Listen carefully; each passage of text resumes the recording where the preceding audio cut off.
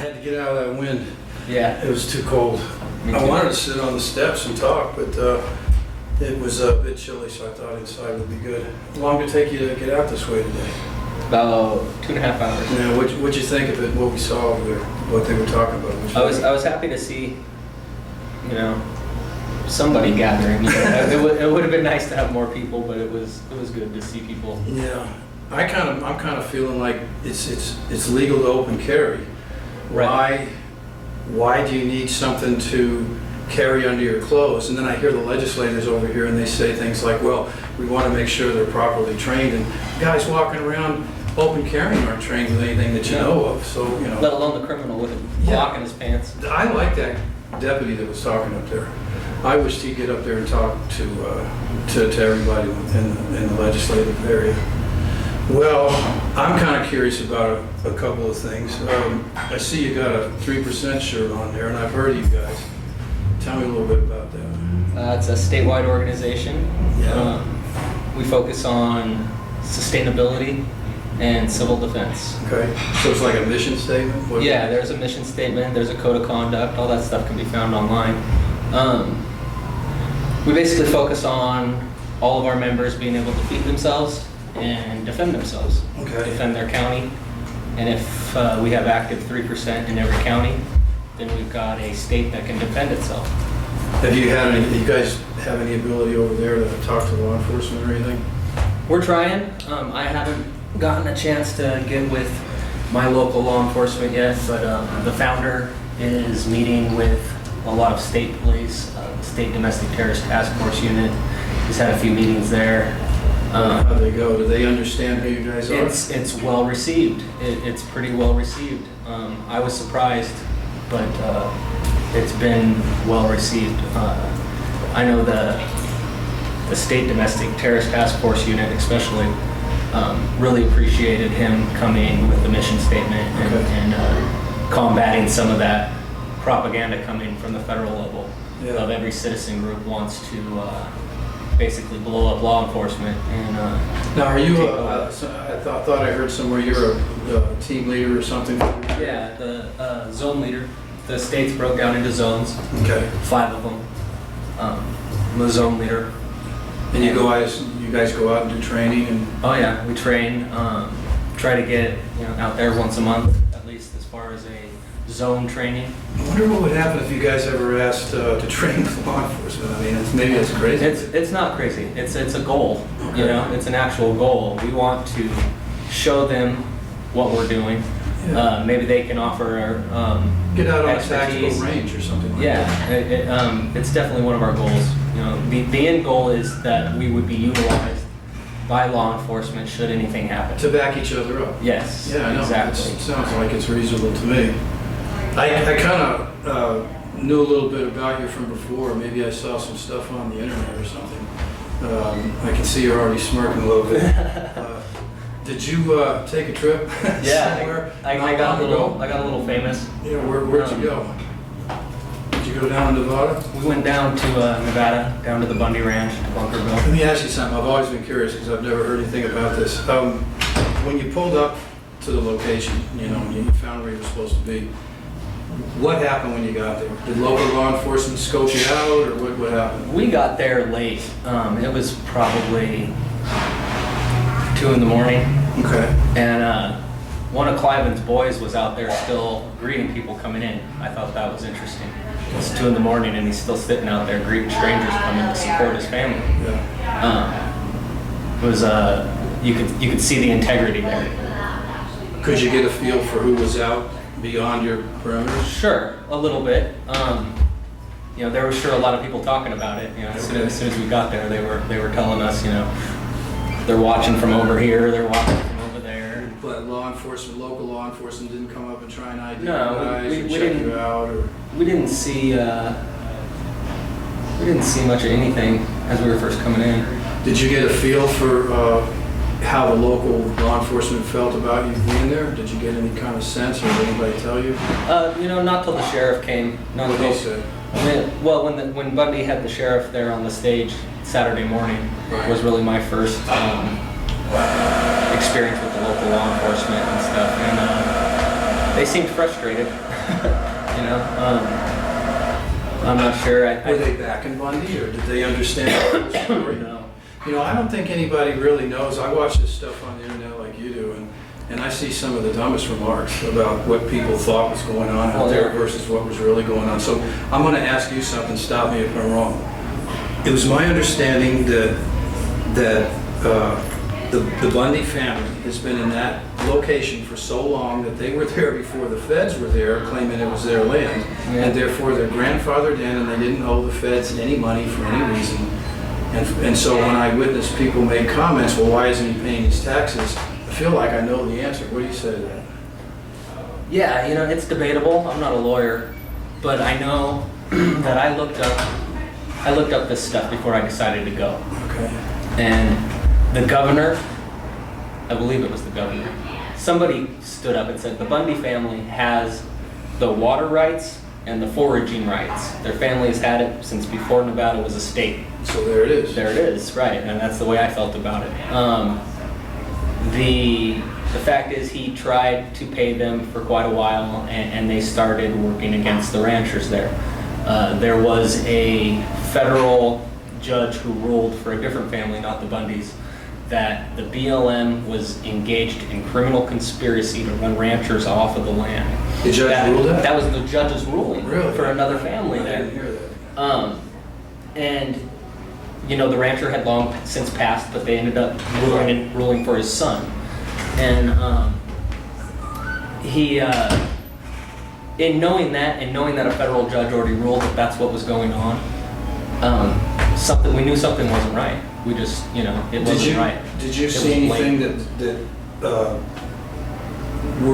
was the BLM guys, were they running off any other families at any time that you knew of, or was it just Bundy? And as far as I know, he's one of the last ones left out there. So they have run some people. Yeah, I mean, there was, in his words, there was something like 50 ranchers out there between Vegas and the Utah border.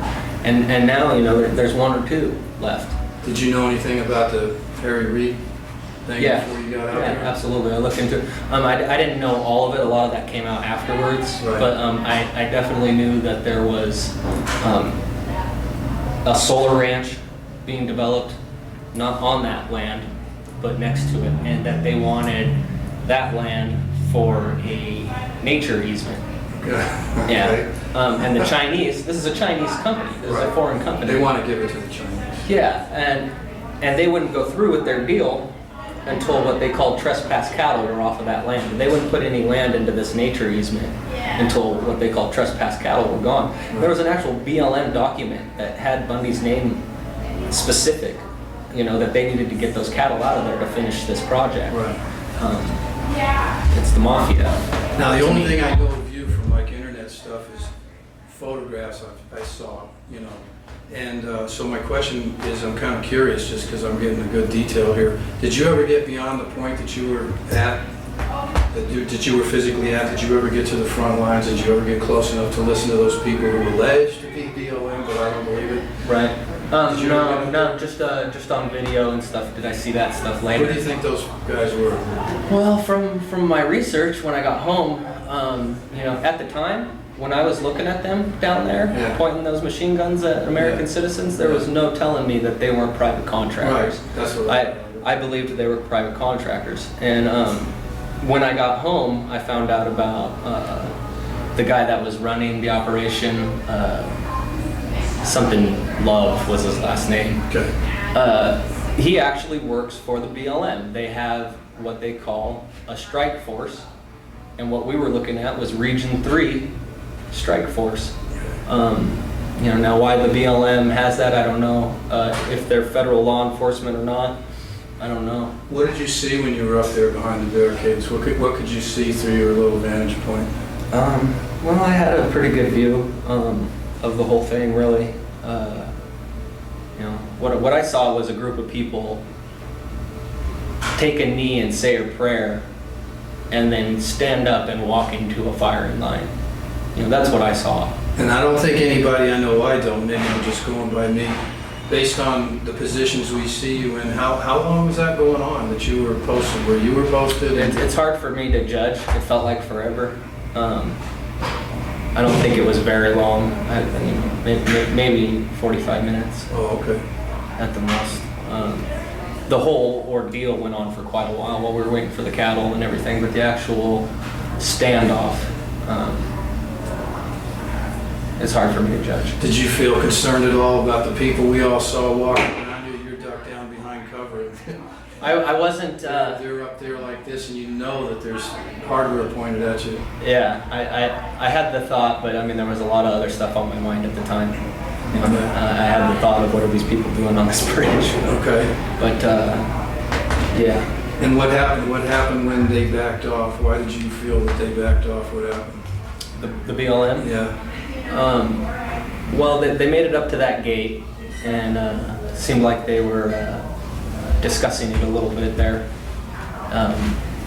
And from my vantage point, all I saw was them start to retreat, start to move out.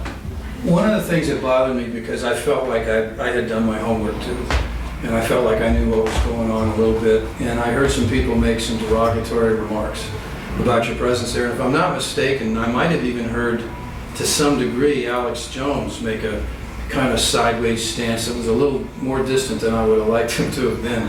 What was your take on that? And what I heard it. He was interviewing some analysis or something, and asked him about the Bundy Ranch, and the guy didn't have much to say, but he did say, you know, the media is saying that this guy on the bridge was a sniper, you know, and that wasn't a sniper rifle he had. He didn't have a scope. He didn't have, and he dismissed it real fast, and he said, well, you know, I don't, how did he put it? I don't know, I'm paraphrasing, but he said, I don't agree with what that particular guy did, that it could be misconstrued as antagonistic. Jones said this. Yeah. Knowing full well that there were weapons. Well, his guys were down there. You had snipers pointed at you. His press guys were down there. I imagine, you know, he knew. Could you see the location of their? Yeah. What's his name? Knight is his last name. He was right out there out front. I saw him the whole time. But I mean, did you see the location of weapons pointed at you? Oh yeah. Yeah, absolutely. So you knew where they were? Yeah. Yes. Okay. All right. I don't know what Jones would have thought you should have been doing, but. No, and I don't care. Well, what were some of the derogatory remarks that people were making? Because I know that some of that probably upset you. What are they confused about, do you suppose? Well, it's all by design, is the thing I try to tell myself first. They wanted to dismiss everybody that showed up there to be, you know, a right-wing extremist, Just looking for trouble. Looking to pick a fight, looking for violence, and there wasn't anything further from the case as far as I saw. I'm not saying there wasn't somebody there that was. Did you notice at the rally today here in Idaho how quiet it was? Mm-hmm. The police were there, and they were walking around joking with people, and nobody had the slightest concern about anything. Sure. And I'm pretty sure that was probably about the same thing that was going on down there, even though you may have been defending yourself pointing weapons. Sure. Well, there was two state highway patrol officers. The staties came in as we were all moving to that location, and there were so many people getting onto the freeway that it clogged the freeway. Yeah. And the state highway patrol came in, and everybody got kind of tense because you hear the sirens in the background coming, and they went right through the crowd, and most of them kept going. I'm not sure what they went to do, but two of them stopped and blocked the bridge. Those officers shut down one of the lanes. Excuse me. Shut down one of the lanes to give us area to protest. Right. Started feeding traffic through the other lane. The whole time the officers were there, you know, making sure we were safe and that we could. Speaking of protest, what was this I hear about, or am I misinterpreting? Did anybody designate to you you had free speech zones? Well, I'll be honest. That's one of the main reasons we went. Their erection of their free speech zone is a joke. So it only existed in that little zone? Yeah, so to them, our First Amendment only existed in that little orange pink pin. Mm-hmm. And if you were out of that box with your sign, you didn't even have to be talking. If you were out of that box with your sign, apparently they were arresting people. And that was before we went. I didn't see that with my own eyes, but there was reports of people actually being arrested for protesting outside of that box. It seems like there would have been an awful lot of restraint on your side, because didn't I hear of people being taken down with tasers and knocked down and, like you said, arrested? That all happened before we got there, but yes, I mean, that was all in everybody's mind. That in the middle of a crowd. And anybody in law enforcement should know you don't walk into a crowd and start causing trouble to backfire. Right. When they did the tasing and stuff, that was prior to everybody showing up down there. That was a big reason why everybody showed up. And they were trying to see in that dump truck. You know, they wanted to see inside the dump truck, and the BLM Rangers were trying to stop them. And they didn't want them to see all the watering equipment that they were ripping out of that desert. Yeah, I heard about that. Do you know anything about? Well, just that was that was their claim on that land. Those pumps and troughs and windmills and whatever. So they were shut down. Yeah. So if it ever ended up in court, and the Bundys go, hey, my family's been out there and we've been taking care of this land since the beginning of Nevada, they go prove it. You know, and those water pipes and those windmills would have been that proof. Right. You know, but they ripped it all out of there. Now, how many cattle you figure? How many had died? How many had died?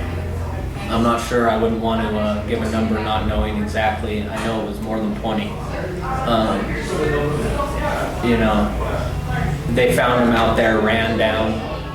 They tried to claim that, you know, they only put down the ones that wouldn't move or whatnot, or were too aggressive or whatever. And the fact of the matter is they brought people out there who do that forensic stuff. And there was rounds coming from the sky, from the helicopter, into the bulls. And the bulls there was marks in the dirt where they fell. Yeah. So they were on a dead run. I understand. And you know, they proved that they were shooting them from the helicopter. I think that was because they wanted to sell the cattle, and on our way down there, we knew that they were looking at whoever does that, some company that sells cattle in Utah, I believe, and word got out that company was going to buy those cows, and a bunch of people showed up in front of that transfer station or whatever, with signs that said, "Don't buy stolen cows." You know, we don't buy stolen cows in Utah. And they quickly said, "Hey, we're not going to do it." They tried to go to a place in California and get them to buy it. They said they'd buy it. Same thing happened. A bunch of people showed up with signs. Do you think Cliven Bundy knows you? I don't know. I imagine. He knows your face. He knows my face. Okay. I would hope so. Right. All right. So how did this all go for you today? Where do you think we're going tonight, or what do you think we're going to As far as constitutional carry goes, Yeah, would you have a take? I hope it happens. You know, I think that we have a right to carry however we deem necessary. Criminals aren't going to take into consideration any kind of law when they leave the house. So as somebody that wants to follow the rule of law, you know, you're at a disadvantage, and that's just not right. Do you ever see a guy's name out there on the internet or connected with TVOI or Tom Munz? Yeah, I've seen him. I've seen a couple of his videos about it. You might want to, maybe I'll connect you guys, because Tom Munz is real big on wanting to connect with police and have these conversations. And 3%ers would be, you know, perfect to kind of like start that communication process. That's interesting. He travels around the state. I think he gave me some interest that he'd like to meet you, you know, as his own leader. And maybe one day you can get over into your neck of the woods and talk to your folks. And he would be a great intermediary guy to start that. Yeah, we do need to start working on that process. You know, we're doing a lot in the Capitol here, and with state law enforcement, but it really needs to happen in every county. Okay. Is there anything you want to say that we should hear regarding the negativity that you received from going to the Bundy Ranch? I'm not a right-wing extremist. Yeah. You know, I was protesting the illegal wars Bush was in. Obama came in, and everybody bought into it, and I did too, I'll admit. You know? But the wars never stopped, and the droning never stopped. And so, but the protests did, you know, and I think anybody that can't see that there's no difference between the two parties and our oligarchy leading us, then well, for me, I'm just about wanting to. I don't like lawbreakers, and I'm going to stand up for. I don't want people that allege to lead me around violating the law, and I'm going to stand up about it. Yeah, I assume that's probably what you're. That was a big thing at the ranch. You know, people are sick of it. People are sick of it. You know, we elect these people, the sheriff, in that situation.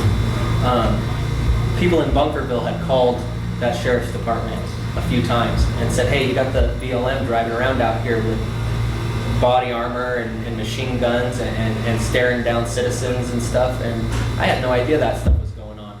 I saw it all later on a video, you know, and she called numerous times saying that she was afraid, and that she didn't like it, that she was afraid that her kids were walking to school in the morning. And they said, take it up with Cliven Bundy and the BLM. It's between them. Did you know that you had a real supporter in what you did down there? I'll probably trash her name. I think it was Judge Jeanine. She got on the internet and just bashed these people and pretty much said everything that she said here. So when you get home or something, look that up, see if you can find it. She backed you wholeheartedly. I'm really glad to have met you, man. Me too, Dad. Yeah, it was cool. We'll do something again sometime. Yeah. Thanks.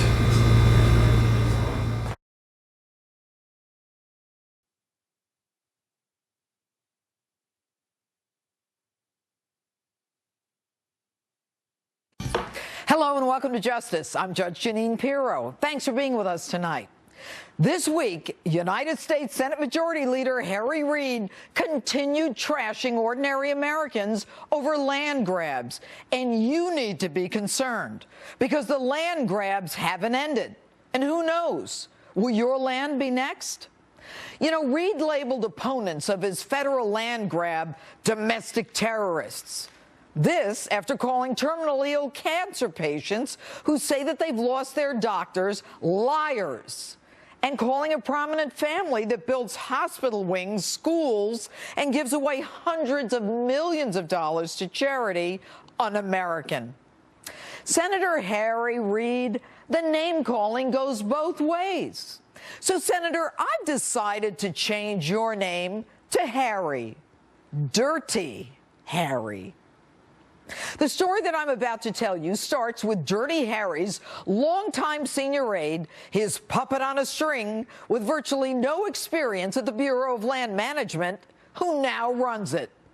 That bureau today eyeing 116 miles on the border between Texas and Oklahoma, an estimated 90,000 acres that BLM says belongs to the public. So what's behind these land grabs? Are they really about protected animals like tortoises and owls? Or might Dirty Harry be up to something more sinister? Now, the state of Nevada is essentially desert. For years, Dirty Harry introduced bills transferring federal land to county commissioners to sell to profiteers building homes and shopping malls, not giving a damn about the tortoises, routinely killing them, all sanctioned by BLM. Tortoises be damned. Now, fast forward. A newfound concern for the tortoise. How dare the cattle graze where the tortoise should roam? So Harry Reid, so incensed that armed military-type agents come in like stormtroopers. The BLM, with no police authority, comes in like military paratroopers to move some cows? You need snipers to move cows, Harry? Really? And then miraculously, you back off for so-called, quote, safety reasons. So Harry, why did your guys show up armed to the teeth like they're about to fight al-Qaeda if you were so concerned about safety? Folks, a little primer here. If a developer wants to build a mall or a solar energy complex where protected species live, they have to find a mitigation area to move the protected species there, in this case, the tortoise. Bottom line, building where there's a protected animal requires that you move that animal somewhere else where it can survive. So, folks, this is bigger than Bundy, whose comments recently, by the way, were outrageous. But it's bigger than him. And herein lies the rub. Dirty Harry's son-in-law is in a firm that represents a Chinese company that wants to develop the largest solar energy complex in America in, guess where? Nevada. On land occupied by the tortoise. On land that Harry Reid's son helped locate for the Chinese and helped them purchase at well below market value. Appraisal? Between 28 and 36 million. Purchase price? 4.5 million. Now, Dirty Harry himself is pals with the owner of that Chinese company, energy tycoon Wang Yuso, who hosted Dirty Harry in China and who Harry featured at one of his events. How to seal the deal? Get rid of those pesky tortoises. Query: where should the Chinese put the tortoise? Harry and his puppet have an answer. Harry proposes a mitigation area. The BLM, Bureau of Land Management, actually posts documents on its website designating the mitigation area so that the solar power project can move forward. Unfortunately, that designated mitigation area has cattle on it. So at first blush, everyone said, no, this land grab has nothing to do with Harry's solar energy plant because that was going to be 50 miles away. But folks, it has everything to do with the land grab. The land where the cattle grazed was the mitigation area that BLM posted so that the solar power project over here could go forward. Bingo! In true Dirty Harry mode, you move the cow so that we can move the tortoises there so that Harry's pal and the Chinese clients of Harry's son can build the solar energy plant. Guess what? The BLM deleted the document that was entitled Cattle Trespass Impacts Solar Development. A little too incriminating, you think, Harry? You know, it's no surprise that people who represent us in Congress are more concerned with lining their own pockets and the pockets of their family members than they are of representing us. Dirty Harry's arrogance, his condescension, and his name-calling is only surpassed by his chutzpah. Now, Dirty Harry came into Congress with $1.8 million. He made a few $100,000 a year, and then reports a net worth of more than $10 million. Harry, here's what I think. The questions were getting a little too close for comfort, so you called off your paramilitary raid on the cows using safety as an excuse. But safety had nothing to do with it, unless, of course, you're talking about the safety of your reputation. Harry, in my other life, I did investigations. I presented cases to grand juries day in and day out. Oh, to be a prosecutor again. Oh, to present this to a grand jury. Oh, to put Dirty Harry under oath on the witness stand. Oh, to be able to say, go ahead, Harry, lie to me now. Lie to me under oath. Go ahead, Harry, make my day.